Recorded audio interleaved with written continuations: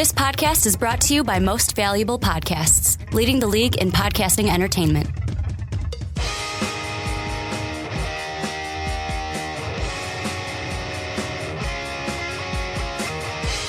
Hello, football fans, and welcome to the Onside Kick. My name is Ricky Widmer, and as always, I'm joined by the Mark Weber. Dub them ease. And Mark, after a brief hiatus, we took a week off. I don't think it counts as a hiatus. And hiatus, We took a break, vacation. A little break, a vacation, mid-preview vacation. A vacation of we were both kind of busy. Yeah, we were really busy. Mark, you had... I was at a conference. You were out of town at a conference. It was fun stuff. But we're going to continue our previews. I actually almost got killed by a tornado. Did you really? Yeah. Was it really that bad of For weather? those of you who You don't... said it was hot. I said it was hot there, and it was because I was in an area where there was all the air conditioning was broken. Yeah. And that's good. Except for the main building was really cold. Everything else was really hot. But in Illinois, where we are, I was in central Illinois, there was tornadoes. So that's where tornadoes happen. Yeah, exactly. It's not like Tornado up here Valley. in Chicago. I mean, where you are, tornadoes They can happen. They can. It's but possible. really, as you get closer to like where I am by the city, they don't. Like tornado warning, I go whatever. Yeah, and we had where we were at. I was at a bar at this point, and they just piled everyone in the back. Like, all right, go over there because there's no windows over there, and everyone just like, well, this sucks. But no, literally, where we Mark's were standing next to a girl. Hi, nice to meet you. Hey, nice to meet you. I'm Mark. If you're scared, I'm a big strapping gentleman. Hashtag good guy Mark. Yeah, that's true. So in our town that we were in, the tornado was headed in that direction because the actual tornado, there's a tornado on the ground, and then it decided we're gonna start going south and just went right past us. It was great. So I almost died. I'm a survivor. Very for you. You didn't almost die. Well, I mean, it was headed in my direction for a little bit. But we're going to continue our... I'm glad you're alive, by the way. Me too. Because I can't continue the Onside Kick without you. Well, guys, Mark, Each week got eaten up by a tornado. Each week it would just be me talking to an empty chair. What do you think, Mark? Just Silence. a bunch of cricket sounds. But we're continuing our preview. We have NFC North, NFC South. Nope, South. NFC South this week. Man, week off and I'm forgetting things already. And this division to me, let's start at the bottom. We got to start at the bottom, then we'll be here. But the Tampa Bay Buccaneers, to highlight some of their free agency, they get George Johnson from the Lions, restricted free agent. They get Bruce Carter from Dallas, unrestricted. They lose guys like Adrian Claiborne. They cut Anthony Collins. They lose Michael Johnson to the Bengals. They lose Josh McCown to the Browns. Yeah. But most importantly, they're going to win the Super Bowl. You want to know why? They got Chris Conte. They got Chris Conte. They got where I was going. They got the defense taken care of. They got the defense 2015 Defensive Player of the Year in the NFC. In the league. Defensive Player of the Year down pat. When you are at the last play of your season and you need somebody to stop Jordy Nelson from catching the ball, you Chris put Conte, Chris Conte on him, and he will not understand what the play was and go the wrong direction, because that's literally what happened. He did not know what the play was, and he ran forward and didn't realize that, no, I was not supposed to do that. I was supposed to Drew go back. Brees, Cam Newton, and Matt Ryan are going to have so much fun messing with this guy. I mean, that's the thing, though. There's a big question mark here of, I mean, I know it's Lovie Smith, and I'm sure he's going to be saying pretty soon, Chris Conte is my safety. But because they don't have to say Jameis Winston is my quarterback. No, we all know Jameis Winston's the quarterback. But does he really think that is an answer at all?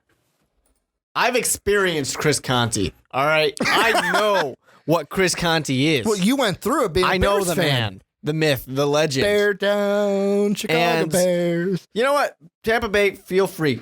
If you want more first-round picks, more, high picks, just let him play. You don't let him play all the positions on defense. Because he's Chris Conte, and he'll get you that first overall pick again. I just can't do it. You can't have Chris Conte being out there. The closest I've ever been to literally can't evening is happening right now. Well, it's good, though, because He's probably not going to be the starter. He can't be. He's probably going to be the backup behind, do you know who? Well, they got It's a former Bear. It's a former Bear. You're not talking It's a former about Bear. Drafted in, I'll give you a hint. Drafted in 2010, third round. 2010? Those were all horrible picks. Why would you get that? He went to Major Florida. Right. Major Right. Yes, but why would Right now he's listed on the depth chart behind Major Right. all those picks at the end for the Chicago Bears were bad. All of them. I mean, that's just a horrible combination. I feel bad for Bucs fans right now. More so than I did I'm honestly previously. looking at this defense, and besides maybe McCoy, Spence, and Melton, screw the defensive line. Out of the linebackers, I don't see any that I'm excited about. Maybe Bruce Carter. And then maybe Werner and Werner. That's about it. Yeah. I mean, this defense, Lovie Smith, I know he's a defensive guy, but this defense doesn't scare me. Not at all. Not no. at all. And I mean, you have a rookie quarterback where I don't even care if you think Jameis Winston's going to be bad like I think, good like Mark thinks. It doesn't matter. You have a rookie quarterback because Mike Glennon, he's not going to start. Oh, no, not at all. Let's just remember that last year there was a quarterback battle between Josh McCown and Mike Glennon. How funny is that? That's hilarious. That's a joke right there. And now Jameis Winston comes in, has that job locked up. The one thing that Winston has, of course, Safarian Jenkins. That's a good deal. Mike Evans. Yeah, it's Mike Evans. Mike Evans is the one thing he has. Vincent Jackson. He does have Vincent Jackson, but Vincent Jackson hasn't impressed anybody in quite a long time. Mike Evans is pretty much all there is. I mean, Doug Martin. What happened to the muscle hamster? I was just going to say. He's my most important player for the Bucs this season. He has to show because up. you need a running back behind Jameis Winston because Bobby Rainey can have a good game. Trust me, I know I picked him up in fantasy after that huge one. He's too hit or miss though. He's either really good or not good at all. Oh yeah, definitely. And I mean, Doug Martin needs to be the Doug Martin before he got injured. And I mean, that's easier said than done. Here's my biggest concern about Jameis Winston. He has the talent to make any throw. And this is coming from a Winston hater. He does have the talent to make any throw in this league. Yeah. However, is he able to always do the things like be smart enough to protect the ball, maybe not go for this throw? I mean, he kind of is like a Brett Favre gunslinger, but doesn't have the talent of Brett Favre. Oh, definitely. And, and it is kind of something to be nervous about because the defensive schemes that he's going to see are so much better than he saw in college. Lovey, for most of the time in Chicago, had fucking I'm going deep as your quarterback. Yeah. Unleash the dragon, baby. Rex You Grossman. have to unleash the dragon. Sexy Rexy. But I mean, for Jameis Winston, it's going to be a lot more difficult. Just fly routes all the time. Just Mike Evans and Vincent Jackson just fly. I mean, that's Lovie Smith's style of offense out there. All day, every day. And I think that Jameis Winston has to be very concerned because... Should he be concerned, or should Bucs fans be concerned? No, he should be concerned because for a while, Lovie Smith thought that Devin Hester was a number one wide receiver. He thought Devin Hester would be a wide receiver. And you Atlanta Falcons fans are sitting there right now thinking, hey, Devin Hester's good on our team. No, he's a return man on that team. Yeah, exactly. He's not a wide receiver on your team. Yeah, in the preseason, he catches some balls. Yeah, but that's because he has to play. That's in the preseason. Just so Julio Jones and Roddy White don't get hurt. Yeah, exactly. They don't want to go through that again. So, yeah, I mean, right now, Jameis Winston's going, hey, I got Mike Evans out there. That's a good deal. That's as good as it's ever going to get. We're not going to get better than Mike Evans. I know I got Vincent Jackson, too, but like I said, Vincent Jackson hasn't impressed me so much as of late. And actually, I would say that this wide receiving lineup that we have here, probably the best it's going to be for Lovie Smith. It's not going to get better. And they're probably going to be, I'm going to just say it, they're probably going to be bottom feeders again. Yeah, I mean, I think there's a lot going into that. I would not be surprised if the Bucs are another top 5 draft pick next year. I can agree with that. And then maybe not after next year, but the year after next, that is when, okay, let's put the hot seat on Lovey because he's not getting shit done.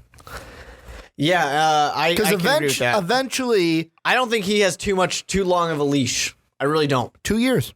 Lovey's got 2 years because, I mean, to be honest, the only reason he went to a Super Bowl is because that defense was fucking amazing. Yeah. The defense definitely. was awesome. And it's, it's unfortunate because this defense is not good enough. Yeah, but it's to get to there. be. Like, I don't even think this defense here is really in the getting there category. It's moving somewhat in the right direction. You want to know why I feel like that may be the right thing to say?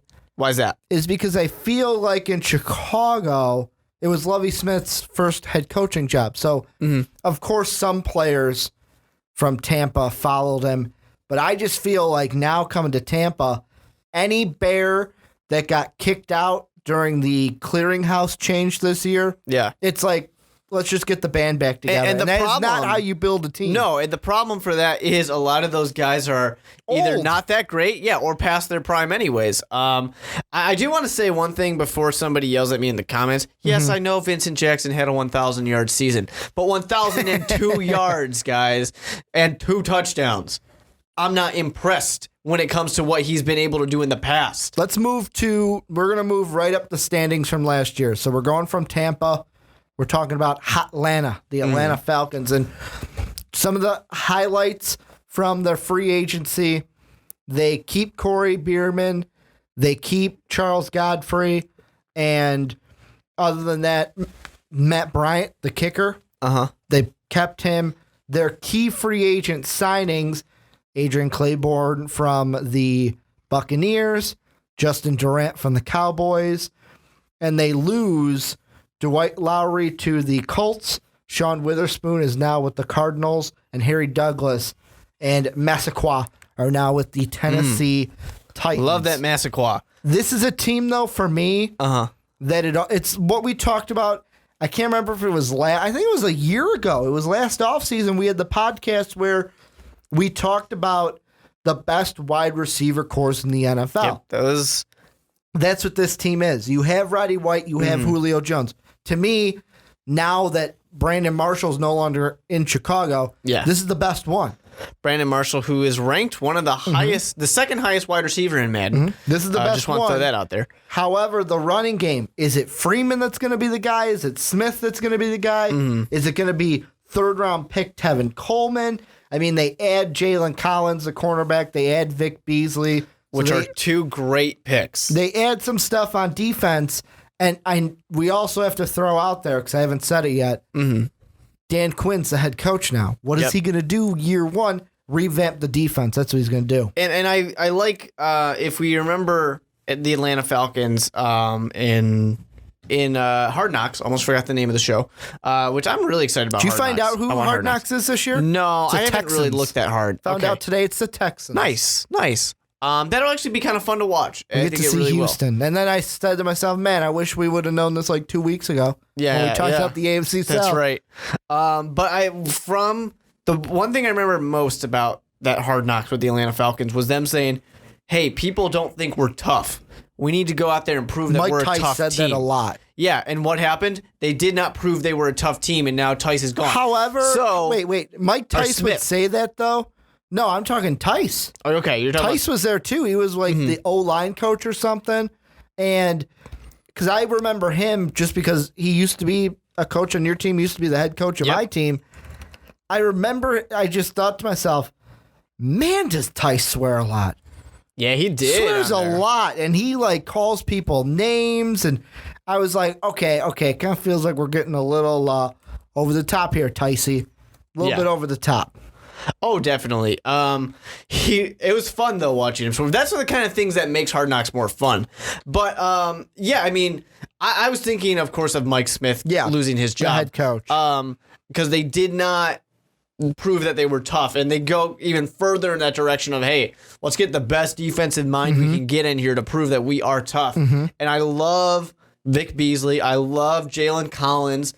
I think those are two great rookies who are going to be around for a long time. Collins, to me, is either going to be the third or second on the depth chart. He's either going to play behind Trufant or along on the other side with Trufant. I mean, of course, they got Robert Alford, as right now listed as the second cornerback on the depth chart. But you say Vic Beasley, they bring in Claymore, and the thing I like about that is, boom, there's your two sides to the end. Oh, yeah.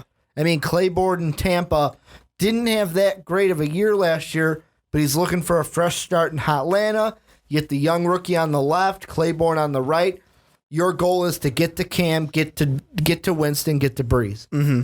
And to talk about those guys, to the depth that they're kind of creating in Atlanta right now for the defense, this year it's perfect for it.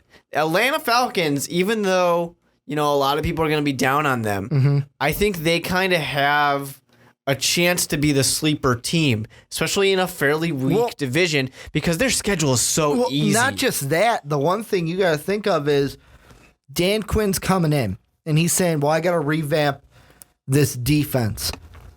You can come in and totally focus on the defense because you have Matt Ryan, Julio Jones, Roddy White, whatever running back works. If it's Freeman, Coleman, Smith, good. Just stick with whoever works. Oh yeah, and you got a team.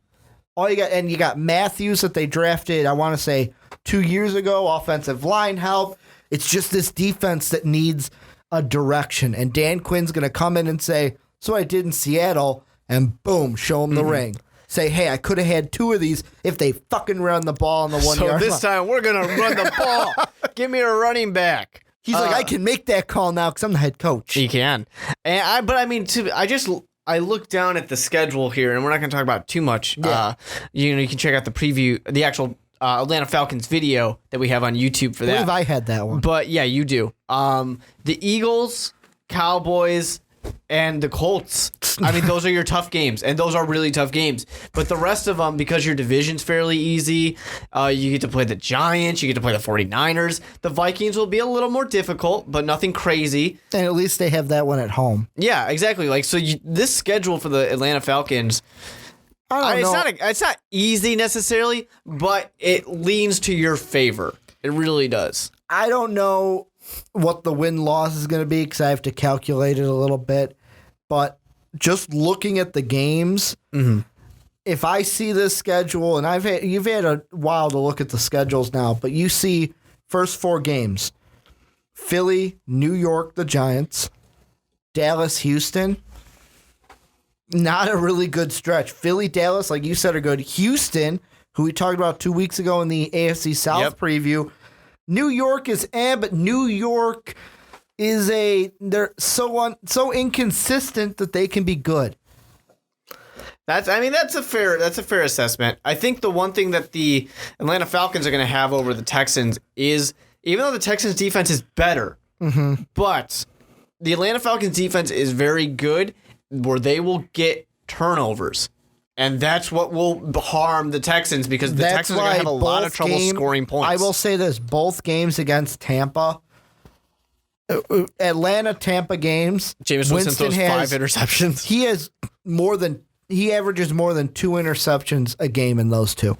I definitely can agree with that. He's going to throw at least 2 and I wouldn't be surprised if Trufant has both of them, because Trufant is a ball hawk. Yeah, and I mean, when you add, with them just adding depth back on that defense is what we're going to love to see, because it doesn't matter in this case. They're setting up a position where they can go up against a team like Green Bay, a team like the Patriots or the Colts, who are going to throw 4 or 5 wide receivers at you, spread you out, and say, have fun. Teams like the Atlanta Falcons are saying, we will have fun. We got the guys to do it. We can block that. I kind of feel like they have a great chance to win the division, not only because of all this. Because they only have to get to 8-8. Not only because of how many wins they have to get, the talent they have on this team, the new direction that they'll have under Dan Quinn on defense, but this is the division we usually say, okay, whoever won it last year is not winning it the year after, so that kind of, and we'll get to the Panthers in a little bit, but Panthers are already, just don't even have them winning it because they're not gonna. Although the Panthers did get 2 in a row, so congrats to the Panthers. So you got that, claw up everybody. But is there anything else you want to talk about with the Atlanta Falcons? Not really. How about moving right up to the Saints? Perfect. We've got the biggest thing the Saints did this offseason. They kept Mark Ingram.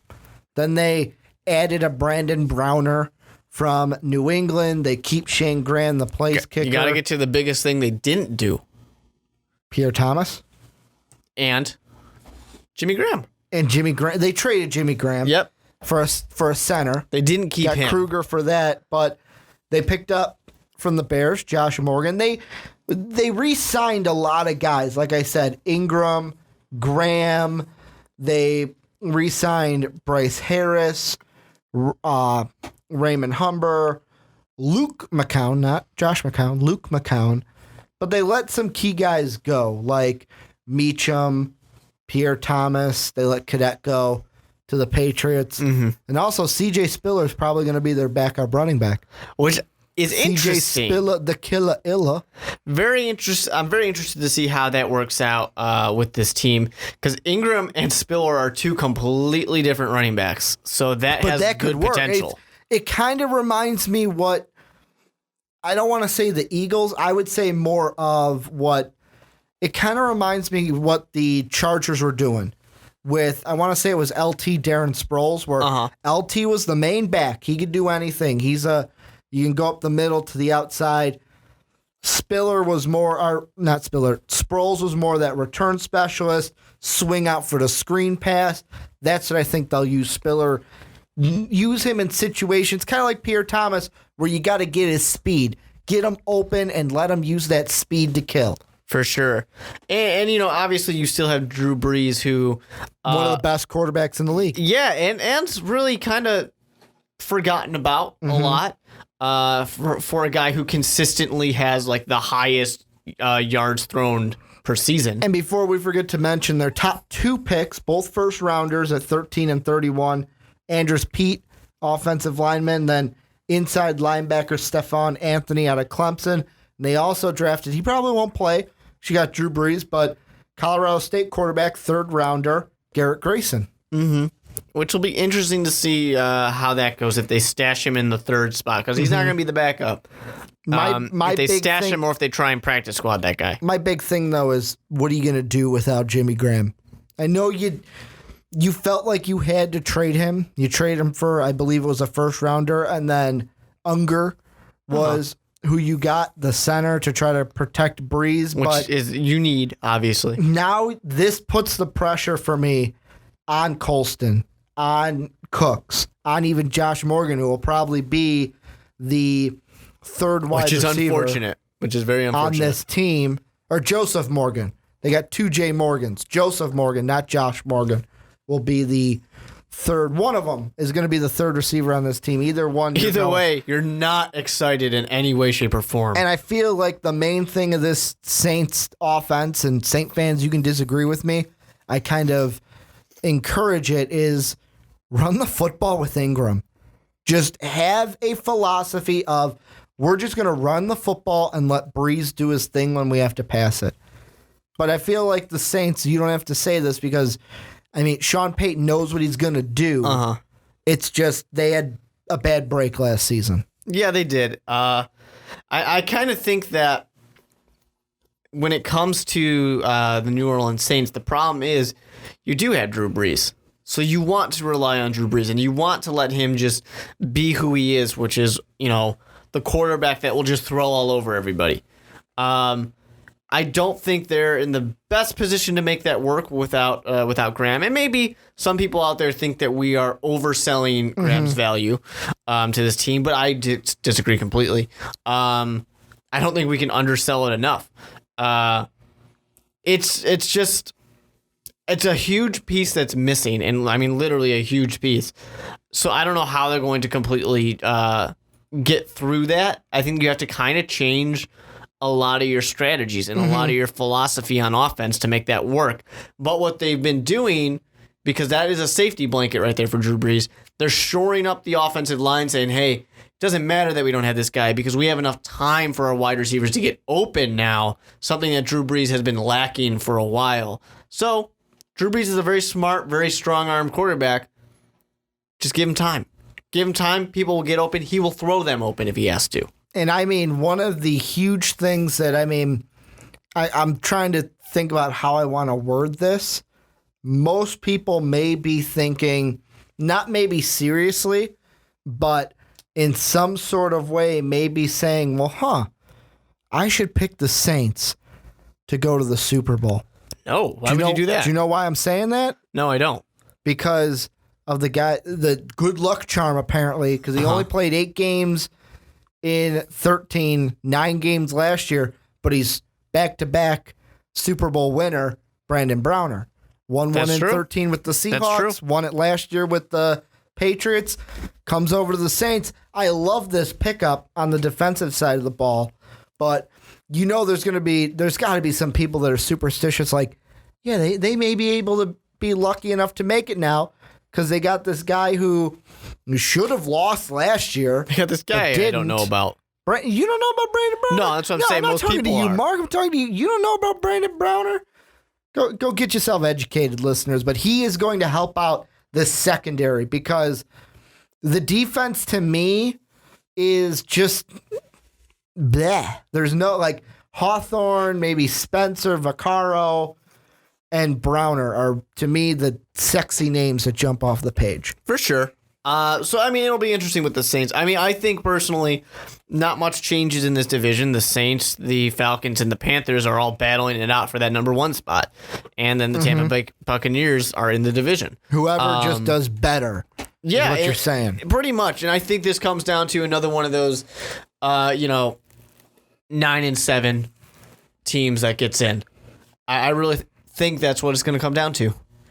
But I'm excited about this next team. You are. You want to get to... I want to claw up, You want to claw up, baby. And I will say, Carolina had some losses.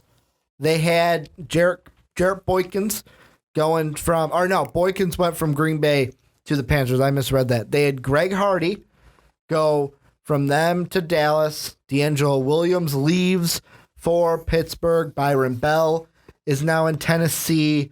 And then they had Horace Miller, James Dockery going to the Raiders. And besides that, the key guys they signed, Dixon, Edwards. You have Colin Cole coming over, free agents signing over, Boykins.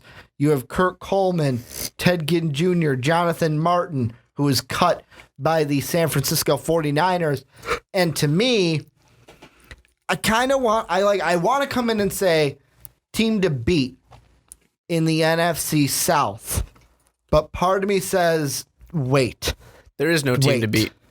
There is no team. You're right. And it's all just it's going to be a dogfight. Oh, yeah. Excluding the Like Bucs. I said, the Tampa Bay Buccaneers are in the division. They exist. The way they're just not doing anything. I'm going to use this analogy to describe the Tampa Bay Buccaneers. They are the younger brother that's just happy their 3 older brothers lets them hang around with them. I'd say that's fair. That's pretty fair. Lets them participate. Lets them be a part of the group. They're just happy to be at the table playing poker. They don't have any money. They're just happy to be at the table. Yeah, and I think Tampa Bay fans are going to be in for yet another rough one for sure. I will say, though, I do like their first 2 draft picks. And this is Claw Up Nation, Carolina. Shaq Thompson, linebacker / kind of secondary man defensive back out of Washington. And then Devin Funchess, wide receiver / tight end out of Michigan. Yes, that's going to be fun. And, they got Cam Newton. And I think the thing we got to remember with Cam Newton is he has never really had... They also have Joe Webb. Steve Smith excluded. He's never really had a solid wide receiver to throw to. But that's where what they're trying to do. That's what they're trying to do. They got Funches, they got Benjamin. Funches is on the other side. Ted Ginn Jr. to me is an interesting one because he hasn't really proved himself. Yeah. But really they're trying to say Benjamin's your guy. Who can we bring around? They're bringing I kind of feel like the Boykins thing is kind of like what Green Bay has done, where it's like, it's almost like a wide receiver by committee, but Jordy Nelson is pretty much the guy. Yeah, pretty much the guy in Green Bay. Oh, without a doubt. And they're just trying to fill a ton of names on these wide receivers and going, you're all here. You all may catch the ball. Benjamin's the guy. Let's go play. For sure. You guys, it's like when you're playing basketball, in high school, and they're saying, all right, all of you run around, Tucker. Get the ball to the tall one. Get the ball to Tucker. Yeah, exactly. And he's going to shoot because he's the only one that can score a basket. And that's pretty much what this comes down to. No, I think that it upsets me for the Carolina Panthers because Cam Newton is never going to play as well as he should because he never has the help he needs out there. And the defense was phenomenal a couple years ago. Still is a good, really solid defense. But it's not going to be the defense that basically wins you the season. Can I ask you something? Uh-huh. We talked about with Lovie Smith getting the band back together was the analogy that I used with Bear players going to Tampa Bay. What are your thoughts, because you're the Bear guy, Charles Tillman coming back to play for Ron Rivera? He's on this team now. I find it very interesting. It's not what I would have expected. I thought he was going to go to Tampa. Oh, me too, for sure. But he goes to Carolina to play with Riverboat Ron. And you know what? I think Tillman has earned whatever he wants. He's the kind of guy where anything that Tillman wants, Tillman should get. He was injured. Was it last year or the year before? He was injured for most of the year. Last year, the year before that, the year before that. He's basically been injured always. It's his knee, for right? everything you can remember. Yeah, the 2012 was his last 16-game season. Yeah, he's fallen apart, which is, not that surprising. I mean, he's had quite the career. He's a very physical player and all that. But he is a great guy to have in the locker room.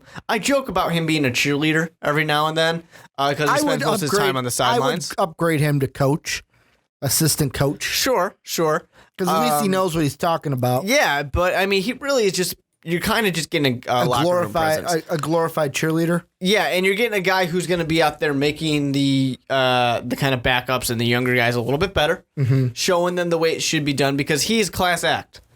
Without a doubt, he's a class act. He is the prime example of what Lovie Smith wanted in Chicago with Jerry Angelo. The good guy who's going to be in Chicago, who's going to make a difference in Chicago. That's what the Carolina Panthers have with Charles Tillman. Is he going to play more than 5 games? Probably not. He's probably going to play a game. It's probably what you're going to get out of him.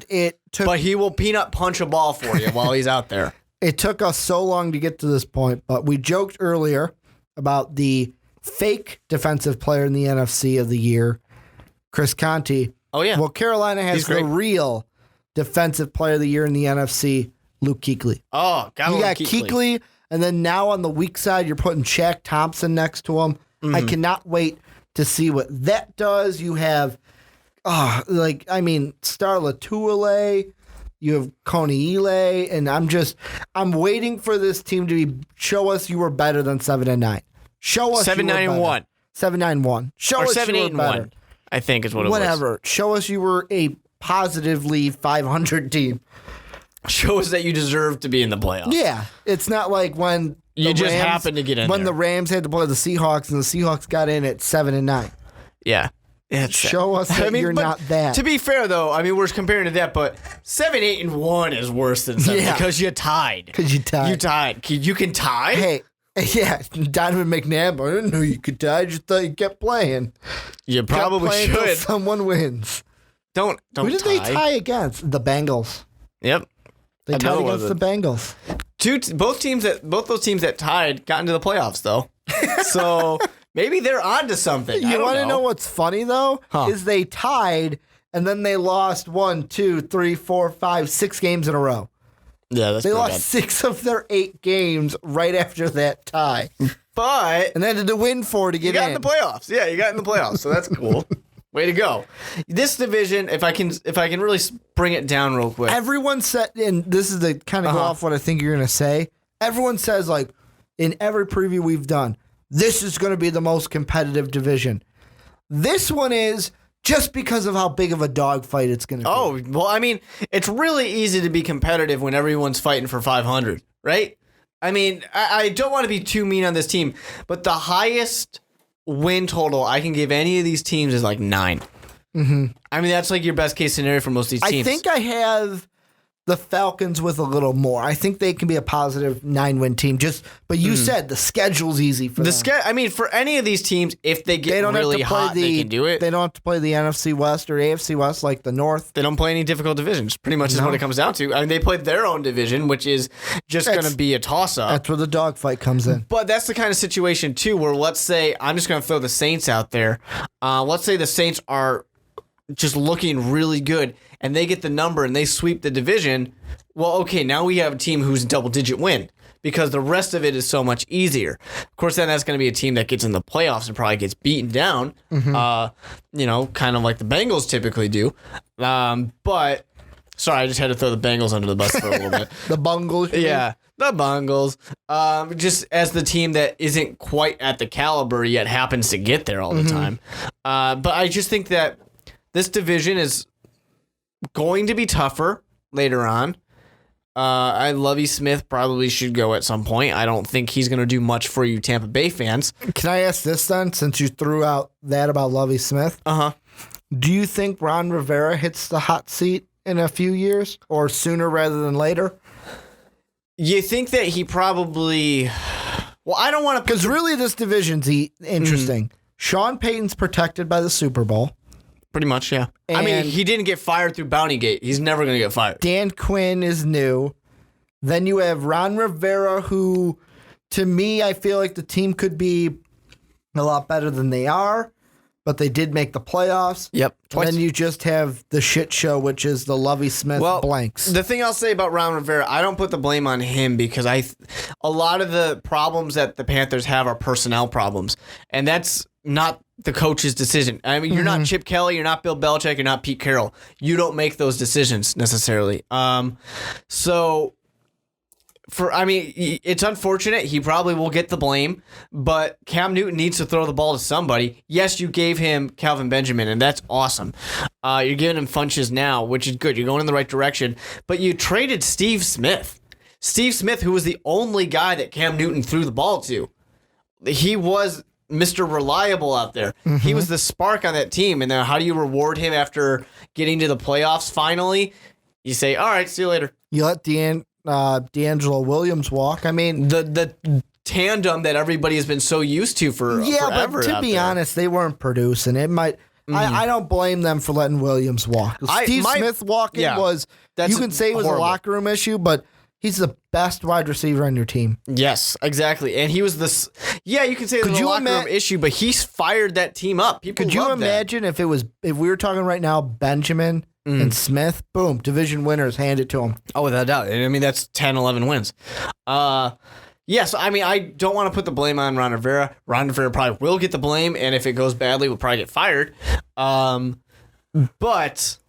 Because they're not going to get rid of Cam Newton. Cam Newton's their guy. Oh, no. They just gave him a ridiculous contract. Exactly. He's their guy. They've settled that already. Ron Rivera's the one who they can get rid of. Yeah, because Newton's the face. Yeah, the problem is Ron Rivera's a good coach, but he can only work with so much. And he's been doing what he can. You know, he's gotten them to the playoffs twice in a row. One time with a good record, the other time with a, 7-win record. Hey, John Fox got him there with Jake Delhomme. Yeah. Hey. Coaches can only do so much. And John Fox, he got him to the Super Bowl, didn't win that Super Bowl. Jake Delhomme. Yeah, didn't win that Super Bowl. He ran into the buzzsaw, which was Tom Brady and Belichick and the Patriots. Yeah. Coaches can only do so much with what they got. The personnel needs to be there. Mm-hmm. That's pretty much what it comes down to for the Panthers. How about you give me this? How we end each preview. Mm-hmm. Who wins the division? How many teams from this division make the playoffs? So the team that wins this division, and I go back and forth on this probably every single day, but I want to claw up, and I want to claw up so hard. I'm doing the claw up but I can't do it. It's going to be none other than the Atlanta Falcons. What? We agree on something for once? Atlanta Falcons are going to win the division. How many wins? Probably 9 to 7. Okay. I'm not going to give you an exact response because I don't have my computer in front of me. I'm Atlanta 2. I think 10 or 11 wins is what they can end with. I forget what I said exactly. Like I said, I'm not using my computer for this podcast. They're the only team, though, that makes the playoffs from this division in my mind. Oh, they are the only ones because, to me, I honestly feel like either the North, East, and West, they're going to have the two. It's either going to be Cowboys, Eagles, Eagles, Cowboys, Seahawks, and Cardinals are the two that I can see going from there, or Packers, Vikings, Packers, Lions. Either one of Packers and pick one of those two teams. That's the combinations that I can see going on. So I don't see Carolina or New Orleans getting anywhere. I kind of feel like Tampa Bay is going to be a top 5 pick in next year's NFL draft. That's how bad they are going to do. And I don't know. I think the Falcons, if they make the playoffs, and I mean, this is without any exact matchups, how far do you think they would go theoretically? Probably first round. I think they're probably knocked out. Knocked out in the wild card? Yeah. They have an opportunity to get to the divisional. I'm going to say but they're not getting past that. Hypothetically, I'm going to say divisional just because they would get that wild card home game. Mm-hmm. If they were the wild card team on the road, then I'd say out the hard thing is for the Falcons, it's going to depend on who they're playing. Are they going to play the Bengals? Or they win by default? Not the Bengals. That's the Cowboys. AFC. Yeah. Are they going to play the Cowboys? If they have to play Cowboys or Eagles, they're going to lose. Or what about this? Isn't going to happen, but just work with me here. If they play a Vikings, no, that's a win. They can win against the Vikings. Wait. What if they play like the Packers because somehow the Lions win the division? They're not going to beat the Packers because the Packers, even though they're a wild card team, are almost Super Bowl champions. Like they're Super Bowl favorites. But let me say one thing about that. If you remember what I said earlier in this podcast, the Falcons are setting themselves up to be the teams that can go against Aaron Rodgers and Tom Brady. They've got the depth in the safety and the cornerback. Dan Quinn's defenses have never lost to the Packers. Yeah, they beat Aaron Rodgers. They've got his number.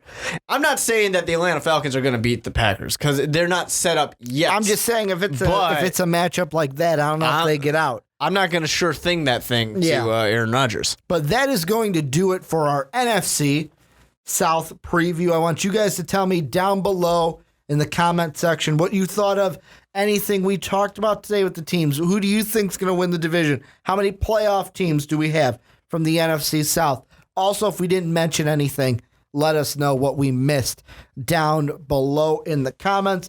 If you're listening to this on YouTube, if you liked it, hit the like button. If you loved it, please hit that subscribe button. It really helps out. If you're listening to us on SoundCloud, please follow our SoundCloud page. You can be up to date with all of our podcasts. Make sure, link down in the description, you join our fantasy football league. Mark, tell them a little bit about what we're doing here. It's going to be a lot of fun. We're going to play some fantasy football. We're going to see who the best minds are. It's going to be me. It's going to be me. The onside kick, and we're also going to get the primetime podcast in on this. They're going to have some fun, too. They think they know about the rookies, but we're going to see if they know about the rookies. Primetime podcast, of course, is our college football, basketball podcast. So that's a good one, too. You can check that out as well. So that's going to do it for the onside kick this week. I want to thank everyone for checking us out. Follow me at Ricky Widmer, Mark Weber at with 2 E's, Mark Weber. Most Valuable Podcast is Most Valuable Pod. Thank you again. Can't say it enough for checking us out this day, evening, whatever it is. However, as always, have a good day, everybody. Thank you for listening to this MVP podcast. Follow us on Twitter at Most Valuable Pod for more great podcasts.